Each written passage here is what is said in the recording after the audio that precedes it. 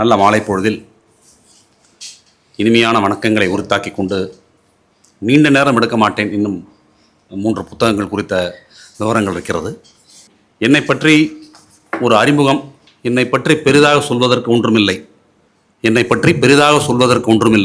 எல்லா பின்னரவுகளிலும் ஏகாந்தமாய் நட்சத்திரங்களோடு பேசிக் கொண்டிருப்பவன் என்பதை தவிர முதலில் ஒரு நல்ல வாசகி கவிதைக்கு அமைவது என்பது கடவுள் கொடுத்த வரம். வாசகர்கள் அமைவதே கடவுள் கொடுத்த வரம். நல்ல வாசகி அமைவது அதை விட பெரிய வரம். ஸோ யாருக்கு நன்றி சொல்வது என தெரியவில்லை. சகோதரி அமுதகாந்திக்கா அல்லது கடவுளுக்கான தெரியவில்லை. கவிதையை வாசிக்கும் பொழுது கவிதை எழுதியவருடைய முகம் தெரிய வேண்டும். அப்பொழுதுதான் அந்த கவிதை அர்த்தத்தோடு இருக்கும், இல்லாவிட்டால் அனர்த்தமாகிவிடும். ஏறத்தாழ நான் எந்த கோணத்தில் சிந்தித்து எழுதினேனோ அந்த கோணத்தை ஒட்டியே சகோதரியின் பார்வையும் இருந்திருக்கிறது. மிக்க நன்றி சகோதரி. உங்கள் வாசிப்பு தன்மை, வாசிப்பு ஆர்வம் மென்மேலும் தொடரட்டும். தனிமை என்பது பெரும்பாலான சமயங்களில் சுவாரஸ்யமான விஷயம், ரொம்ப சந்தோஷப்பட வேண்டிய விஷயம். உங்களுக்கு எத்தனை பேருக்கு இதில் கல்யாணம் ஆயிருக்குன்னு தெரியல. அநேகமாக கல்யாணம் ஆகி 20-25 வருஷம் கடந்தவங்கெல்லாம் they will start liking that loneliness. இது வெளியில் சொல்ல முடியல பலரால், ஆனால் அதுதான் உண்மை. 4 பேர் கூட சேர்ந்து சிரிக்கலாம், ஆனால் தனியாக தான் அழுக முடியும். இந்த தனியாக அழுகிறதுல இருக்கிறப்ப உங்களுக்கு இருக்கிற அந்த பாரம் குறைதல் இருக்குது பாருங்கள். நீங்கள் யூ ஆர் சக்சீடிங் தேர். அடுத்தது உங்களுக்கே உரித்தான கடவுள்கிட்ட நீங்கள் தனியாக தான் பேச முடியும். 4 பேரோட சேர்ந்து பேசினா கடவுளுக்கே ஒரு மாதிரி சங்கோஜம் ஆகிடும். அப்போ தனிமை அவ்வளவு விஷயம், ரொம்ப சுவை மிகுந்த விஷயம். இந்த கவிதை தொகுப்பு முழுக்க பார்த்தீங்கன்னா என்னுடைய துரோணாச்சாரியார் கலாப்பிரியா சொன்னது தான் ஞாபகம் வரும் எனக்கு. ஒரு கவிதை கருவை அனாவசியமாக படிம அடுக்குகளின் நெருக்கடிக்குள் உட்படுத்துவதில்லை. அதுதான் ஒரு பாணி. அதை போட்டு என்ன பொறுத்தவரை சொல்கிறேன், அதை போட்டு கடினமான வார்த்தையில் போட்டு படிக்கிறோம், இது ஏன்டா படித்தோம் அப்படின்ற மாதிரி ஒரு ஸ்டேஜுக்கு வரணும். இப்போயே கவிதை புக்கை வாங்குறதுக்கு ஆள் இல்லை. அதிலே ரொம்ப சிரமமான வார்த்தைகளை போட்டு உள்ளே கொண்டு வந்துட்டு படிச்சுட்டு அவன் அன்றைக்கி ராத்திரி தூங்காமல் எதுக்கடா இந்த புக்கை வாங்கணும், 100 ரூபா வேஸ்ட்டு, 150 ரூபா வேஸ்ட்டுன்ற ஒரு நிலைமைக்கு நான் கொண்டு வர விரும்பவில்லை. இது என்னுடைய பாணி. இவங்க சகோதரி சொன்னாங்க, எனக்கு பிடித்த கவிதை தான் நான் இந்த இதில் என்னுடைய முன்னுரையாக சொல்லியிருக்கேன். மிக சாதாரணமான ஒரு குடும்பத்தில் சேலத்தில் பிறந்து படிப்பெல்லாம் சேலத்திலேயே முடித்து ஒரு நடுத்தர வர்க்கத்தை சேர்ந்தவன் நான். குடும்ப சூழல் காரணமாக தற்பொழுது பெங்களூரில் செட்டிலாக இருக்கேன். மறுபடியும் அவங்க சொன்ன அதே கவிதையை நான் திருப்பி சொல்கிறதுக்கு ஒரு காரணம் இருக்குது. என் நாட்குறிப்பில் அதிகம் எழுதியதெல்லாம் அவ்வப்போது நகை வாங்கி அவ்வப்போது அடகு வைத்து அவ்வப்போது அதை மீட்ட சிறுவாழ்வு.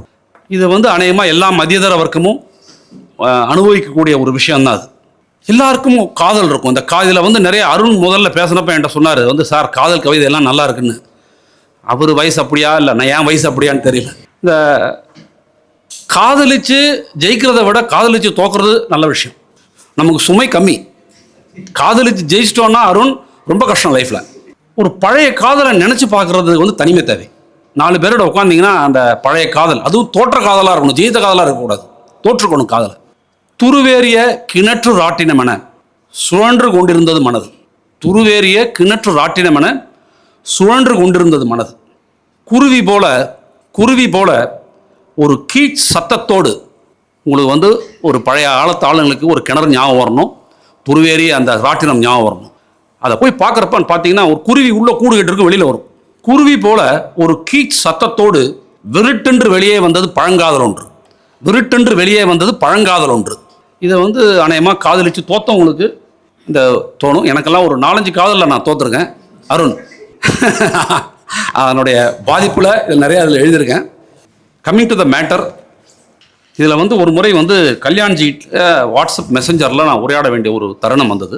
அவர் சொன்னது தான் அது எனக்கு golden words in life time.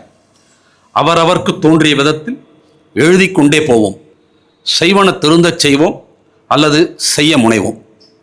மறுபடியும் சொல்கிறேங்க, இது என்னால் ஒரு மறக்க முடியாத வரிகள். நம்ம தப்போ ரைட்டோ எழுதிட்டே இருக்கணும், திருந்த செய்வோம். we will try for that. ஒருவேளை செய்ய முடியலையா, we will try. அவரவருக்கு தோன்றிய விதத்தில் எழுதி கொண்டே போவோம், செய்வன திருந்தச் செய்வோம் அல்லது செய்ய முனைவோம். ஸோ இங்கே வந்திருக்கக்கூடிய அனைவருக்கும், குறிப்பாக வாசகசாலை சேர்ந்தவர்களுக்கு, புத்தகத்தை வெளிக்கொண்டு வந்தவர்களுக்கு என் மனமார்ந்த நன்றி. அது மட்டுமல்லாமல் என்னுடைய அழைப்பை ஏற்று இங்கு வந்திருந்து இந்த புத்தகத்தை வெளியிட்ட எனது மதிப்பிற்கும் மரியாதைக்கும் உரிய நண்பர் திரு சுந்தர் அவர்களுக்கும் முனைவர் திரு பாஸ்கரன் அவர்களுக்கும் மிக்க நன்றி. சக படைப்பாளிகள் அனைவருடைய புத்தகங்களும் இன்று பேசப்பட இருக்கிறது. உங்கள் அனைவருக்கும் நன்றி. என்னுடைய பால்யகால சிநேகிதன் திரு ராஜேஸ்வரன் வந்திருக்காரு. அவர் 1977 நானும் அவரும் நெருங்கிய நண்பர்கள். 47 வருடம்.